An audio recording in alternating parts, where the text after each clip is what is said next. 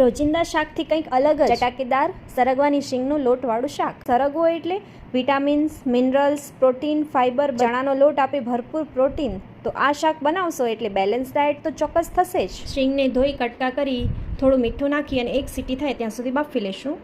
હવે એક પેનમાં 4 ટેબલ સ્પૂન જેટલું તેલ લઈ એમાં રાઈ અને હિંગનો વઘાર કરી અને 2 નાની ઝીણી સમારેલી ડુંગળી ઉમેરીએ અને થોડીવાર એને સાતળશું.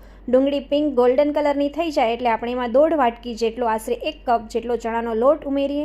એ ચણાના લોટને અહીં 1 મિનિટ આપણે શેકવાનો છે જેથી એનો ટેસ્ટ કાચો ના લાગે. લોટ શેકાઈ ગયા પછી એમાં આપણે 1 વાટકી છાશ ઉમેરશું અને સારી રીતે મિક્સ કરી લઈએ જેથી ગઠ્ઠા ના રહે. ડિટેલ વિડીયો યુટ્યુબ પર આપેલો છે. અડધી વાટકી પાણી ઉમેરી મરચું, હળદર અને થોડું ધાણા જીરું અને થોડું મીઠું એડ કરી અને સારી રીતે આપણે મિક્સ કરી લઈએ. આ સ્ટેજ ઉપર આપણે ગ્રેવીને એકદમ જ સ્મૂથ ટેક્સચર વાળી બનાવવાની છે, કોઈ પણ જાતના લંપ ન રહે. અને બાફેલી શીંગને તેના પાણી સાથે એડ કરી દઈએ અને શીંગ તૂટે નહીં એ રીતે હળવા હાથે આપણે મિક્સ કરી લઈએ.